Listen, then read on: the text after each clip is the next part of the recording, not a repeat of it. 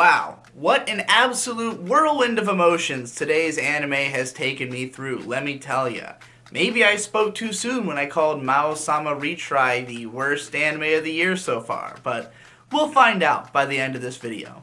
There were a couple of shows here that I just kind of dropped out of hand, didn't really care enough. There was some new Nobunaga Pretty Boy show, I don't really give a shit.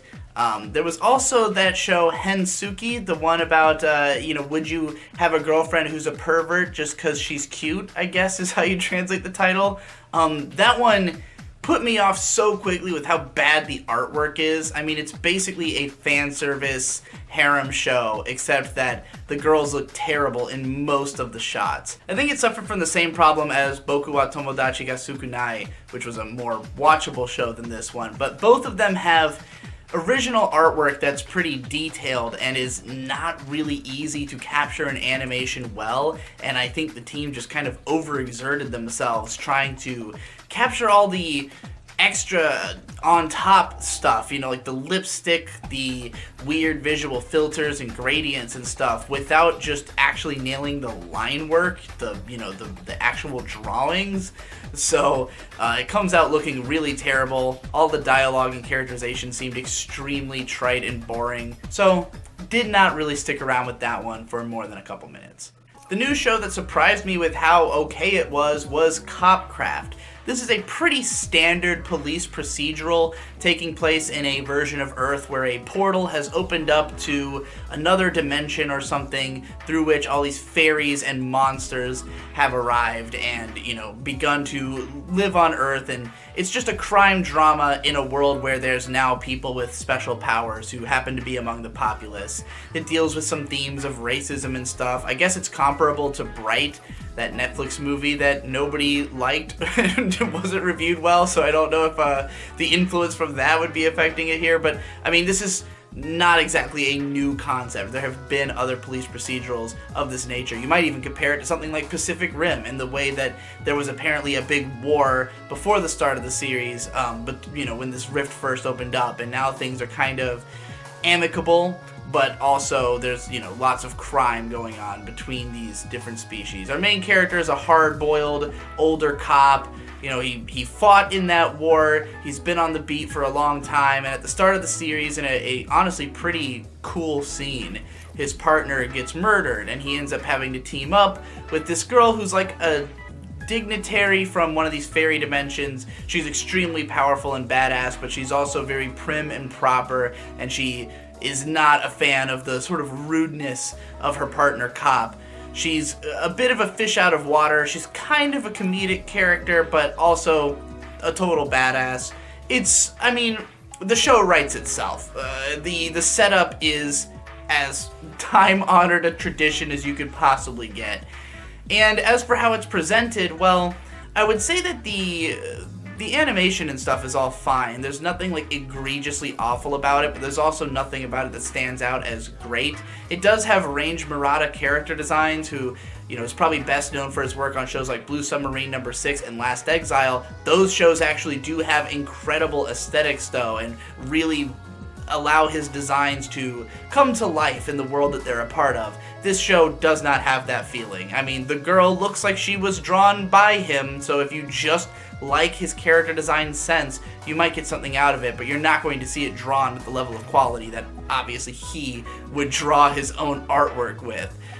So yeah, the show, it doesn't look amazing. The plot is fairly generic, fairly standard. The dialogue is nothing special. It's basically just a procedural cop show, but it's fine. It's up to snuff. If you just want a show like this, you will not be disappointed. I definitely think there are people who will casually view this all throughout the season, probably forget about it later, unless the plot goes in some kind of really unexpectedly cool direction. I really have no reason to think it would or that it wouldn't, so I'm gonna keep watching this one for now and just see what happens. But let's cut to the fucking chase here. We gotta address the elephant in the room. Arifureta, from commonplace to world's strongest. this was the big light novel adaptation of the season. It's the one that was already being hyped, that was already towards the top of the most popular on the Mal chart long before the show even aired. The light novels and manga have been getting released in the US for quite some time now, so this was something that a lot of people know about already. And, you know, I was expecting it to be a generic light novel fantasy, as there are a dime a dozen, more like a penny a dozen, honestly, these days. But what I was not expecting was for it to be one of the most bafflingly incomprehensible train wreck clusterfucks that I have seen in a long time. To an extent that I don't know if I could say it's worse than Mao-sama Retry, because I actually enjoyed watching it. I was laughing at the screen regularly. I kinda had a good time. I mean, at first I was just confused. This is one of the most poorly directed shows I've seen in a while. There is so little continuity between shots.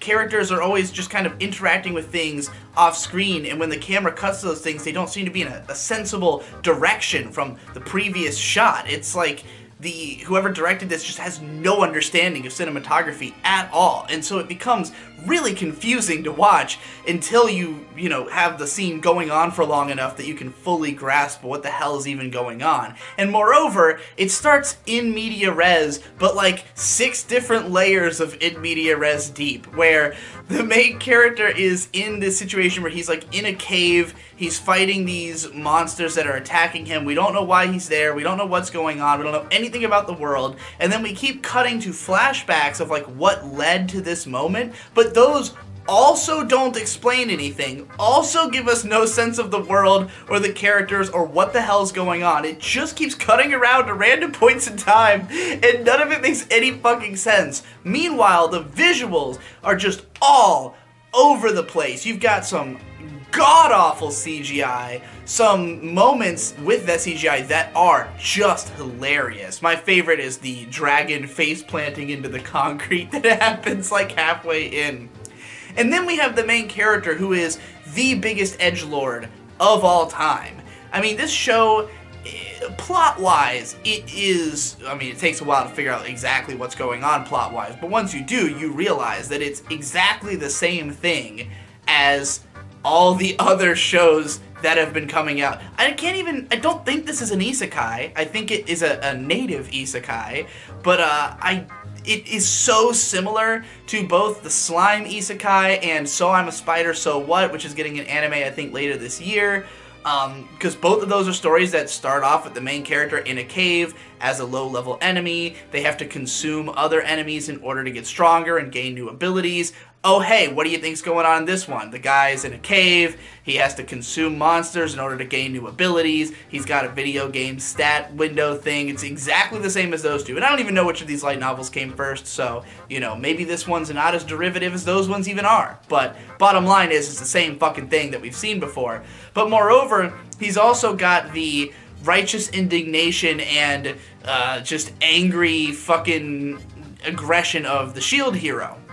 However, whereas Shield Hero has a good reason to be that way, because we follow him as he gets fucked over, we sort of learn about a conspiracy going on, this guy, just right off the bat, has kind of assumed that somebody is trying to fuck him. I mean, I guess there was an attack that he thinks was aimed directly at him, so clearly somebody was trying to fuck him over in some way. But we don't know anything about it. We have no context to appreciate that. We're just watching this guy be really fucking angry and then decide, like, anybody who tries to tell me what to do is gonna get their ass kicked. And then he's just, like, got the edge smile through the rest of the episode. It's just him screaming edgy shit and bleeding out and gritting his teeth and being just a fucking edgelord for the whole episode, and it's really funny. I mean, I had Linkin Park playing in my head through several scenes, some Avenged Sevenfold, like the AMVs that I expect to come out of this. I don't know if people still do AMVs, like,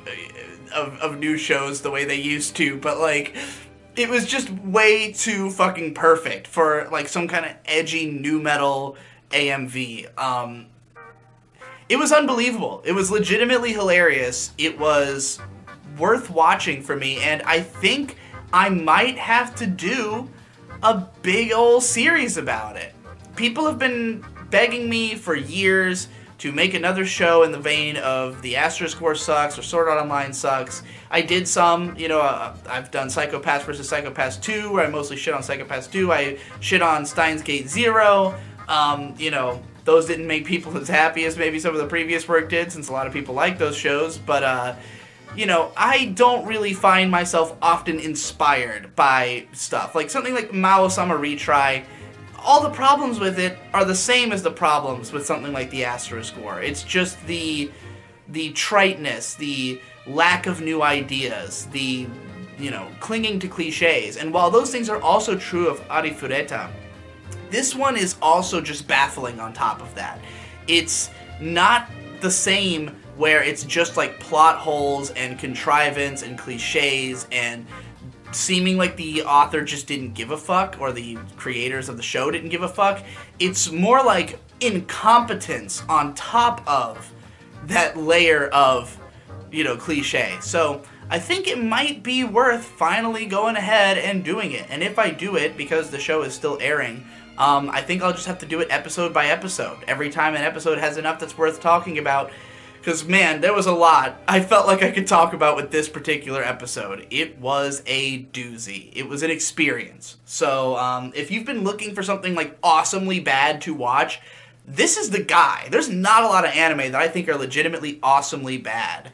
I could say maybe I feel that way about, like, W's and, what's it called? The one that came before that. Those shows I find more engaging because I feel like they were trying to do something so unique, and even if they flubbed the delivery, I don't hate them. I don't begrudge what they were trying to do. This show is it's laughable on every tier, so I'm gonna have some fun with it, I think, and I'll keep watching it just so that I can just so I can shit on it. If that's all the same to you. I think a lot of people will probably be vindicated. I might even have to go read the light novels, because people have said that, of course, light novel fans are not happy about this adaptation. I can't imagine the light novels even could be as incomprehensible as this adaptation is. So, it's a sight to behold for sure. The last thing I'm going to talk about is episode 2 of To the Abandoned Sacred Beasts. That's right, we're finally getting on to some episode 2 since it's been a full week. I had this at the same with So Nandeska or whatever before, because that one had, for some reason, the first episode had come out early, but the episode 2 is not out yet. But To the Abandoned Sacred Beasts is still, I pretty much feel the same way I did after the first episode, that it is very trite. It's like the epitome of a 5 out of 10 show. There's nothing really wrong with it. There's nothing really exceptional about it. I guess similar to what I said about Copcraft. But, like, in this case, I feel like there is some heart to it. Like, I feel that the story is probably meant to be a commentary to some level on PTSD and the way that soldiers are treated when they return home. Because that's pretty much literally what the show is about, is these soldiers come home and they're changed, they, lose control sometimes and can be a danger to their surroundings, only it's all, of course, amplified by the fact that they are transforming monsters that will wreak havoc around them. And their squad leader is going around putting them down one by one, and it feels like it's meant to sort of communicate this tragedy of the way that people who are heroes on the battlefield come home and don't have a place in society anymore. There's a line in the second episode where, one of the people he's about to kill says, "Should we have just died as gods on the battlefield?" And so, like, I appreciate that there is some theming, that there is some heart to it, but, like, the actual narrative so far is just so goddamn cliche and trite. Like, particularly episode 2, which is about a young girl who's, her and her father run this orphanage. The father has to go out to the war because he has a special ability. He ends up coming back as just a dragon. It's honestly really hilarious, because at first there's all these scenes of them, like, recognizing the dragon as daddy and, like, him just hanging out with the kids, and it's goofy as hell, particularly in a show you're meant to take seriously.